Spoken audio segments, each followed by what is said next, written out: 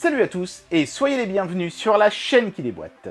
Quand j'étais gamin, les lasers étaient partout, surtout à la télé et au cinéma. Il y en avait dans Star Wars, il y en avait dans Bioman. On était persuadé que le laser, limite, ça existait déjà, quoi. On en voyait tellement.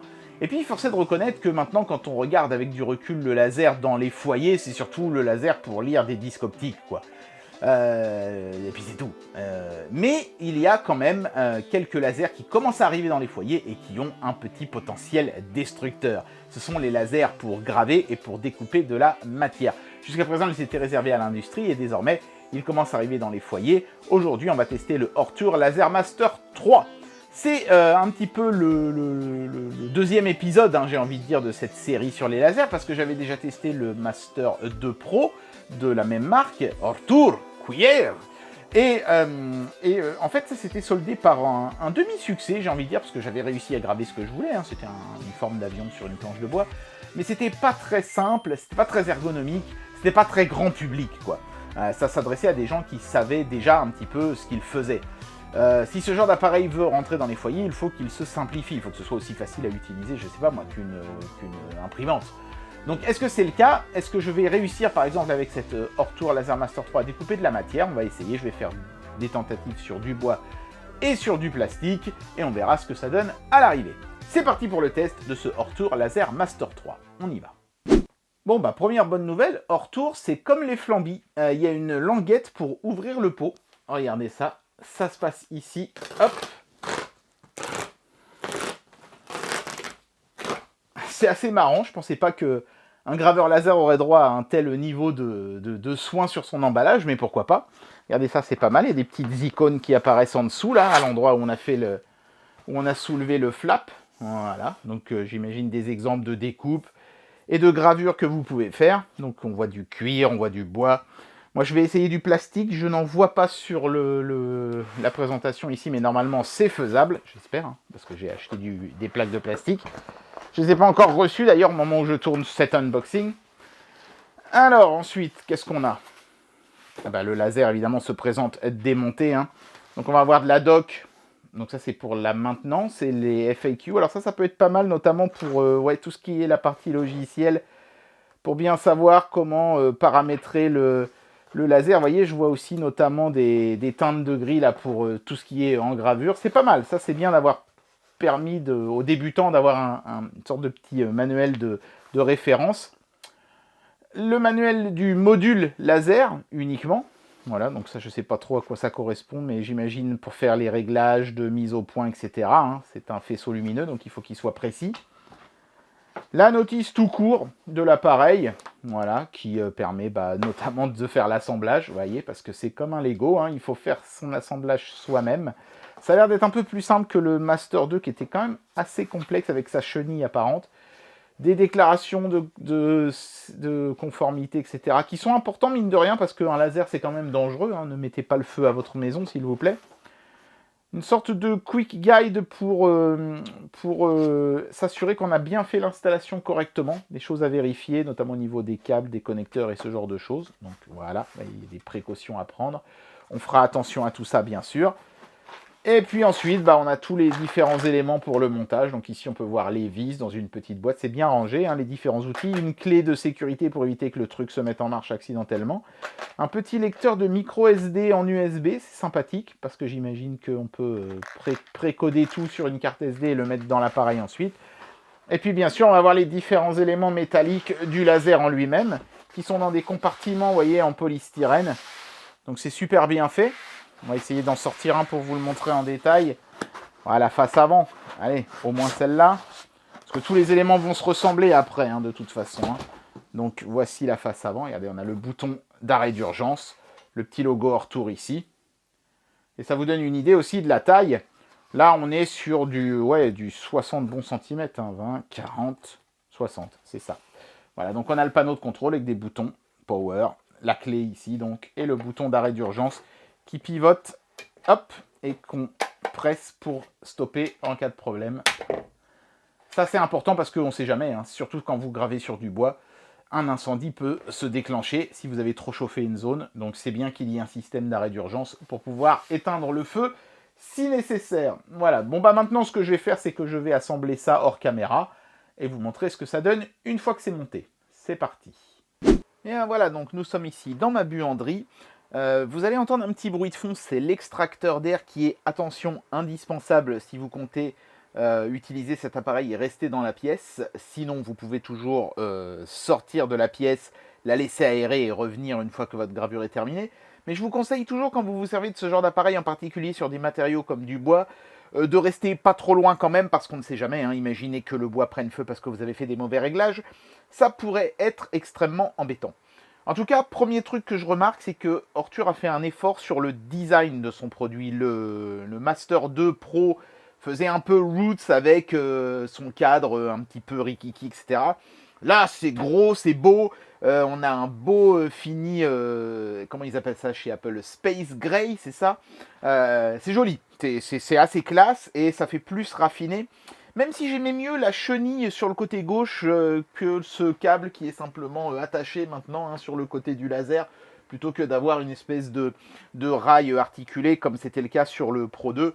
On peut toujours brancher les mêmes accessoires que sur le Pro 2, comme par exemple ce système pour graver les cylindres, qui vient ensuite se brancher sur le petit connecteur qui se trouve ici. Et il y a deux autres connecteurs sur le câble là pour brancher encore d'autres accessoires. Ici on a l'antenne du Wi-Fi et les différents branchements se font sur le côté ici.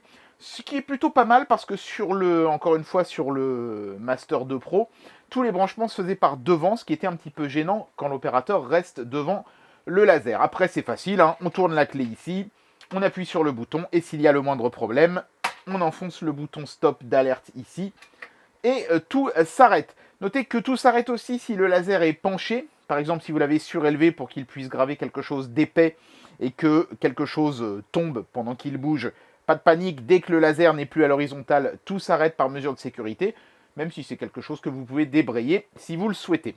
Alors, le mode de test que je vais suivre est assez simple. Je vais commencer par graver cette plaque de contreplaqué qui fait à peu près 5 mm d'épaisseur.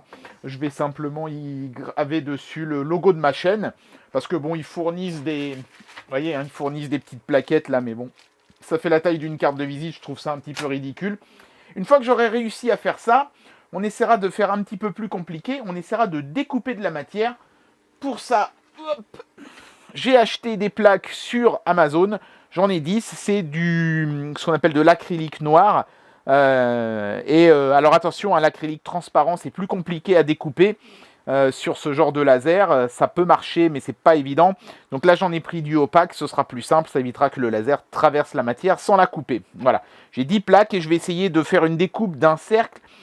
Alors ça fait du 10 par 15, de 8,5 cm de diamètre. Pourquoi ? Parce que j'ai un trou à reboucher devant chez moi. En fait, il manque une plaque sur un accès au compteur d'eau, pour faire simple. Elle a dû certainement être piquée par des ferrailleurs. Donc je vais en faire une en plastique, pile poil au bon diamètre, pour pouvoir reboucher ce trou disgracieux dans lequel rentrent notamment des feuilles mortes, et ça m'énerve. Voilà. Donc c'est un petit peu le but de la manœuvre. Voilà, on va essayer de faire ça. Je commence par graver avec l'application mobile, le logo de ma chaîne sur la plaque en bois. Je vous mettrai quelques screenshots de l'application mobile pendant que je parle là. Comme ça, vous pourrez voir un petit peu à quoi ça ressemble. C'est parti pour ce premier essai.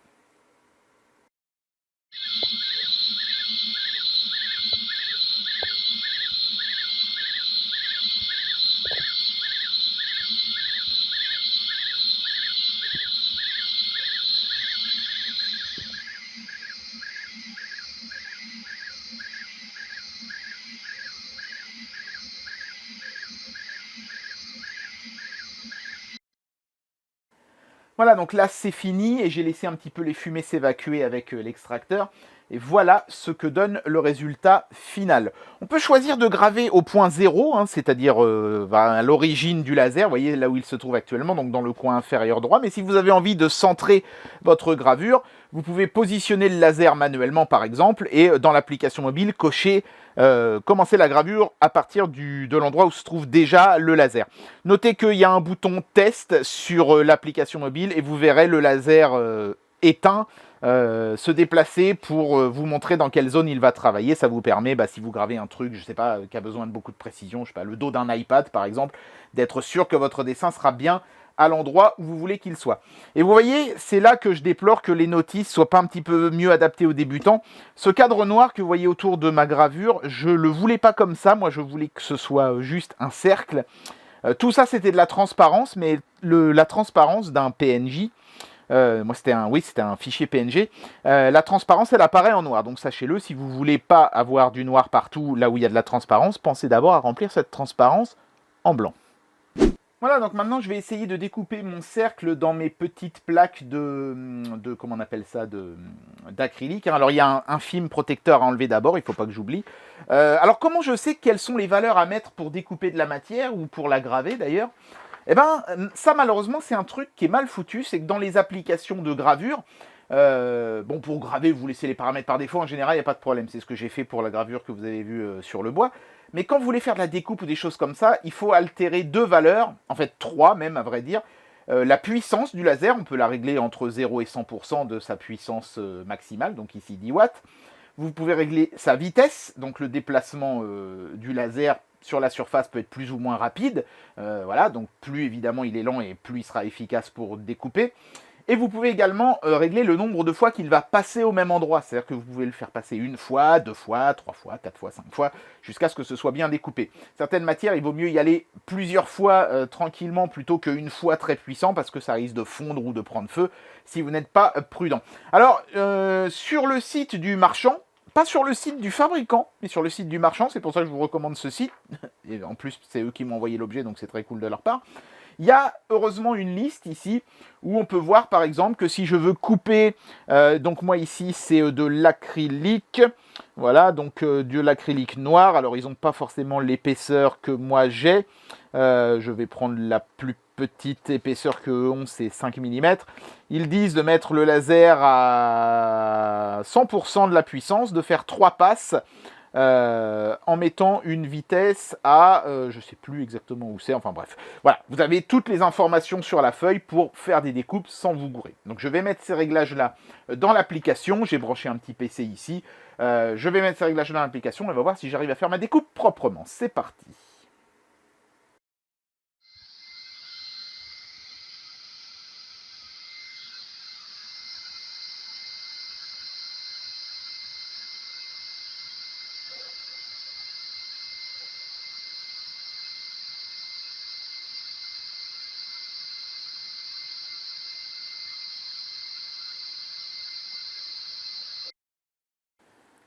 Voilà, donc désolé si ma voix est un peu bizarre, mais j'ai mis un masque, hein, parce qu'évidemment, ça dégage des odeurs assez désagréables d'attaquer du plastique, vous vous en doutez. Donc voilà ce que ça a donné, hein. La découpe est plutôt pas mal, je trouve. Et ça me donne ce résultat-là. J'ai simplement suivi les instructions qui étaient notées sur la feuille. Voilà. Mais je le répète, hein, ne faites pas cette opération-là si vous n'avez pas un extracteur d'air dans votre pièce. Et même moi, là, ça va encore puer pendant au moins 1 heure avant de retrouver une odeur à peu près correcte dans la pièce. Donc à éviter si vous n'êtes pas dans un lieu hyper bien aéré. Dernière petite chose, évidemment là on ne fonctionne pas avec l'application mobile mais avec l'application PC, et là aussi je vous mettrai quelques screenshots pour vous montrer un petit peu comment ça marche. Mais voilà, du premier coup j'ai réussi. Alors c'est pas parfait, hein, les bords sont un petit peu rugueux parce que voilà, hein, j'ai pas encore l'habitude de mettre les bons réglages et tout, mais pour un coup d'essai je trouve que je m'en suis franchement très bien tiré. Voilà, vous voyez, c'est arrivé bien sur les bords comme je voulais, précis et tout. Nickel, mais vous voyez, hein, j'ai mis un peu fort, vous voyez, ça a même laissé une trace sur ma planche, mais j'ai mon disque à la bonne taille et ça c'est vraiment cool. Eh bien voilà, j'en arrive à la conclusion de cette vidéo et je vais vous donner mon avis sur ce Ortur Master 3 graveur et découpeur laser de 10 watts. Vraiment, à chaque fois, en un seul essai, j'ai réussi à faire une gravure qui est quand même assez précise, c'est tellement précis qu'on pourrait presque croire que ça a été imprimé, et une découpe dans du plastique, qui n'est pas parfaite, hein. D'ailleurs la gravure sur le bois non plus hein, n'est pas parfaite, mais néanmoins j'ai réussi à faire les deux du premier coup, en utilisant un logiciel open source, qui a fait quelques progrès, puisque par exemple, maintenant, dans ces logiciels-là, on a une liste de matériaux préenregistrés dans le logiciel, on choisit le matériau, et ça règle le laser comme il faut. Sauf que, il y a encore quelques progrès à faire parce que par exemple, dans ce fameux logiciel, il y avait des pré-réglages pour les lasers de 7 watts, pour les lasers de 15 watts, mais rien pour ceux de 10 watts. Résultat des courses, il a fallu que j'aille sur le site du revendeur, où lui, il a fait des tableaux pour les modèles de laser qu'il vend, et donc j'ai trouvé ceux qui étaient appropriés pour faire cette gravure et cette fameuse découpe. Ajoutez à ça aussi le fait que désormais, on peut faire des gravures depuis son smartphone. Tout ça contribue évidemment à rendre l'appareil plus simple. Mais, même si c'est plus simple que ça l'a été à une époque, il y a encore du chemin à faire pour que ce soit vraiment grand public. Quant aux performances de l'appareil, écoutez, je crois que tout ça parle de soi-même, hein. Ça a mis même pas 5 minutes, hein, ça a été rapide. Et cette découpe a mis 3 minutes. Voilà. Donc non seulement c'est précis, mais en plus c'est rapide, grâce évidemment aux 10 watts. Voilà.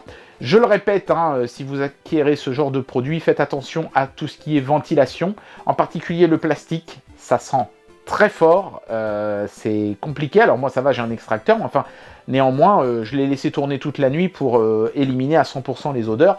Je vous conseille finalement, si vous voulez graver des matériaux comme ça susceptibles de puer un peu, bah pourquoi pas de carrément vous mettre une table sur votre terrasse, dans votre jardin, et de le faire dehors, comme ça au moins vous serez sûr d'être bien ventilé. Mais voilà, un produit qui est efficace, qui est plus simple à utiliser qu'il l'a été. Il y a encore un petit peu de chemin à faire pour que ce soit vraiment grand public.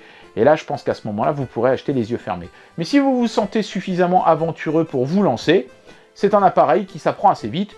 J'ai fait ces deux gravures qui sont pas parfaites, hein, ces deux gravures et découpes, c'est pas parfait, mais c'est néanmoins quelque chose que j'ai réussi à faire du premier coup. Et si j'ai pu le faire, je pense que vous pouvez aussi.